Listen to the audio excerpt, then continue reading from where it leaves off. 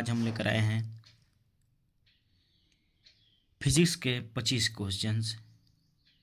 ये क्वेश्चन 26 से स्टार्ट है, क्योंकि हम पिछले क्लास में 1 से लेकर 25 तक क्वेश्चन करवा चुके थे।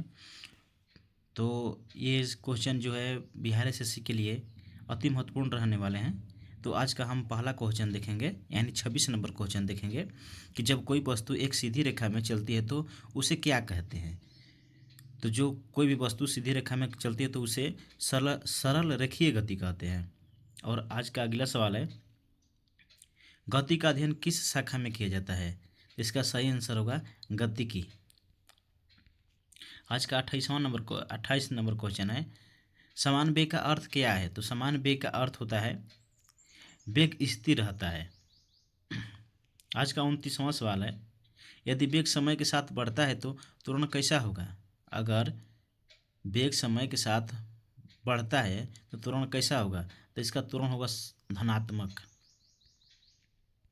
आज का 30 नंबर क्वेश्चन है, मंदन क्या है। मंदन एक वेग घटता है, उसे मंदन कहते हैं। आज का 31 नंबर सवाल है, वेग समय ग्राफ की ढाल क्या दर्शाती है। वेग समय ग्राफ की ढाल क्या दर्शाती है। तो वेग समय ग्राफ की ढाल जो दर्शाती है त्वरण को दर्शाती है। आज का 32 नंबर क्वेश्चन है, दूरी समय ग्राफ की ढाल क्या दर्शाती है। तो ये चाल को दर्शाती है। जब वस्तु आगे पीछे चलती है तो वह किस गति का उदाहरण है। तो ये दोलन गति का उदाहरण है। आज का 34 नंबर क्वेश्चन है, पृथ्वी का सूर्य के चारों ओर घूमना किस गति का उदाहरण है। तो वृत्तीय गति का उदाहरण है। घड़ी की सुई किस प्रकार की गति करती है। तो ये वृत्तीय गति करती है। आज का 36 नंबर क्वेश्चन है, यदि किसी वस्तु की चाल स्थिर है लेकिन दिशा बदलती है तो क्या बदलेगा। तो इसका सही आंसर होगा वेग बदलेगा। औसत चाल का सूत्र क्या है।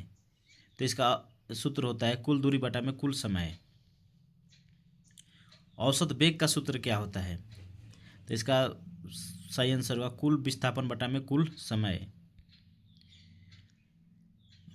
मुक्त रूप से गिरती वस्तु का त्वरण कितना होता है। तो 9.8 मीटर पर स्क्वायर होता है। आज का 40 नंबर क्वेश्चन है, यदि वस्तु की चाल समय के साथ घटती है तो यह क्या कहलाता है। यदि वस्तु की चाल समय के साथ घटती है तो यह क्या कहलाता है। तो यह मंदन कहलाता है। आज का अगला सवाल है, गति के अध्ययन में कौन सा मात्रक महत्वपूर्ण है। गति के अध्ययन में कौन सा मात्रक महत्वपूर्ण है। तो ये सभी, दूरी, समय, वेग, ये सभी है। आज का 42वां नंबर क्वेश्चन है कि एक वस्तु 10 किलोमीटर प्रति घंटा की चाल से चल रही है। तो इसका अर्थ क्या है। तो इसका अर्थ है कि 10 मीटर प्रति सेकेंड। आज का 43 नंबर क्वेश्चन है, जब वस्तु समान समय में समान दूरी तय करती है तो वह कैसी गति है। तो इसका सही आंसर होता है समान गति है। आज का अगला सवाल है, जब वस्तु समान समय में अलग अलग दूरी तय करती है तो उसे क्या कहा जाता है। उसको असमान गति कहा जाता है। वेग कौन सी राशि है। वेग सदिश राशि है। चाल किस प्रकार की राशि है। चाल अदिश राशि है। जब कोई वस्तु बार बार एक ही रास्ते पर चलती है तो उसे क्या कहा जाता है। उसे आवर्ती गति कहा जाता है। ट्रेन का चलना किस गति का उदाहरण है। तो यह सरल रेखीय गति का उदाहरण है।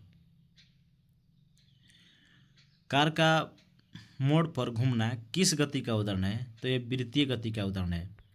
और आज का लास्ट सवाल है, यानी 50 नंबर क्वेश्चन है, गति किससे संबंधित है।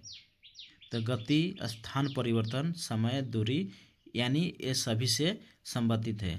Thank you.